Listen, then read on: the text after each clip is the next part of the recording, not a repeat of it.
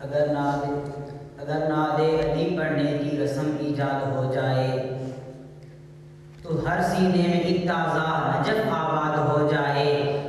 لبے حیدر کی جنبش پر کہا توحید نے اکثر، لبے حیدر کی جنبش پر کہا توحید نے اکثر، ہمارے حق میں بھی خطبہ کوئی ارشاد ہو جائے۔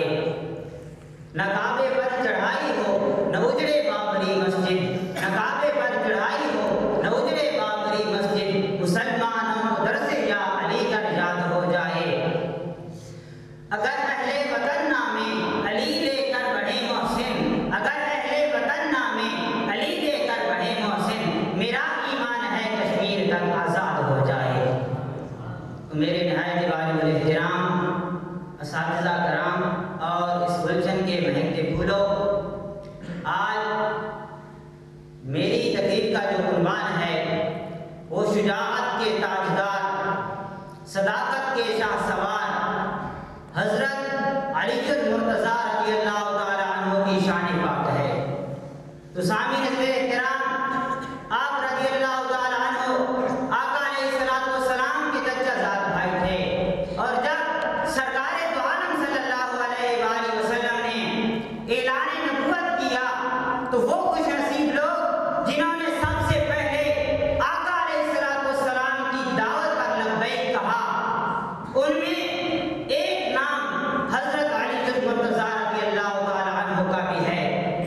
تو میرے نہایت واجب الاحترام، آقا علیہ الصلوۃ والسلام کے لیے حضرت علی المرتضیٰ نے اپنا تن من دھن قربان کرنے کے لیے ہمیشہ جو عزم کیا تھا اس پر قائم و دائم رہے، اور اسلام کی سربلندی اور اسلام کی سرفرازی کے لیے ہمیشہ آقا علیہ الصلوۃ والسلام کے ساتھ کھڑے رہے۔ تو سامعین احترام، حضرت علی المرتضیٰ رضی اللہ تعالیٰ عنہ کی شان کیا ہے؟ اللہ رب العزت نے قرآن مجید میں ارشاد فرمایا، ان الذین آمنوا وعملوا الصالحات سیجعل لهم الرحمن ودا، بے شک وہ لوگ جو ایمان لائے اور اچھے کام کیے، ان قریب رحمان ان کے لیے محبت کر دے گا، یعنی رحمان انہیں اپنا محبوب بنا لے گا اور اپنے بندوں کے دل میں ان کے لیے محبت ڈال دے گا۔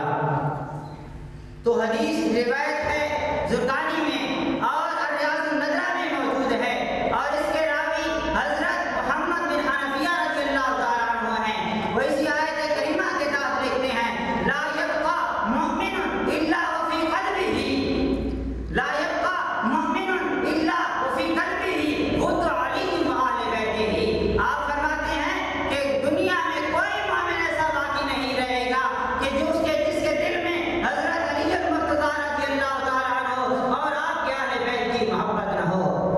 تو شاعر کیا خوب کہتا ہے، بے حب علی قلب میں ایمان نہیں، بے حب علی قلب میں ایمان نہیں، کلمے کے بغیر ایسے مسلمان نہیں۔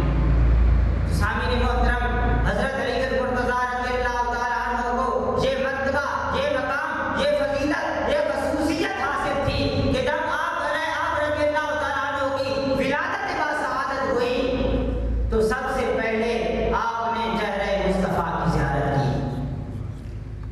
جب آنکھیں کھولی تو سب سے پہلے چہرہ مصطفیٰ کی زیارت کی، اور اس زیارت کی برکت یہ ہوئی کہ آپ کے چہرے کو دیکھنا بھی عبادت قرار پایا۔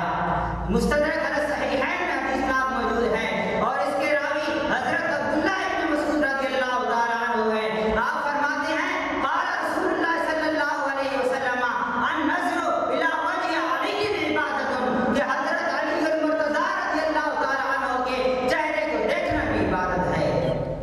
پھر توجہ فرمائیں کہ حضرت علی المرتضیٰ رضی اللہ تعالیٰ عنہ بچوں میں سب سے پہلے ایمان لانے والی ذات ہے۔ تو حدیث ہے ترمذی شریف میں، اور اس کے راوی حضرت ابو حمزہ رضی اللہ تعالیٰ عنہ ہیں۔ آپ فرماتے ہیں، قال سمعت زید بن ارقم رضی اللہ عنہ یقول من اول اسلم علی، کہ میں نے حضرت زید بن ارقم رضی اللہ تعالیٰ عنہ کو فرماتے ہوئے سنا۔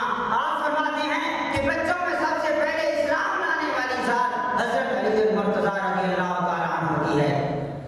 تائید حق میں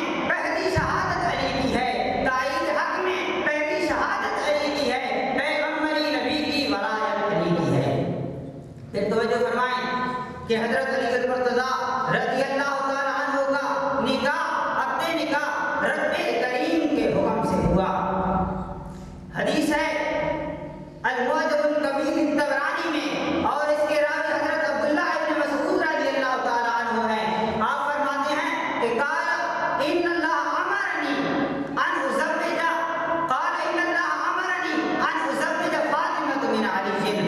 سرکار دو عالم صلی اللہ علیہ وآلہ وسلم فرماتے ہیں کہ مجھے میرے رب نے حکم دیا ہے کہ اپنی بیٹی نور نظر لخت جگر سیدہ کائنات سیدہ فاطمہ الزہرا رضی اللہ تعالی عنہا کا نکاح علی المرتضیٰ رضی اللہ تعالی عنہ کے ساتھ کر دیں.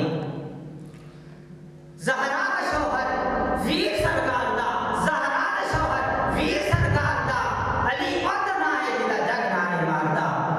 سامعین محترم، حضرت علی المرتضیٰ رضی اللہ تعالی عنہ کا علمی مرتبہ اور مقام کیا تھا؟ یہ حدیث حلیۃ الاولیاء میں موجود ہے اور اس کے راوی یزید بن رومان رضی اللہ تعالی عنہ ہیں. آپ فرماتے ہیں کہ جتنی آیات قرآنیہ حضرت علی المرتضیٰ رضی اللہ تعالی عنہ کے حق میں نازل ہوئیں، کتنی آیات قرآنیہ اور کسی کے حق میں نازل نہیں ہوئیں. تو آخری شعر پر میں اختتام کروں گا. شاہ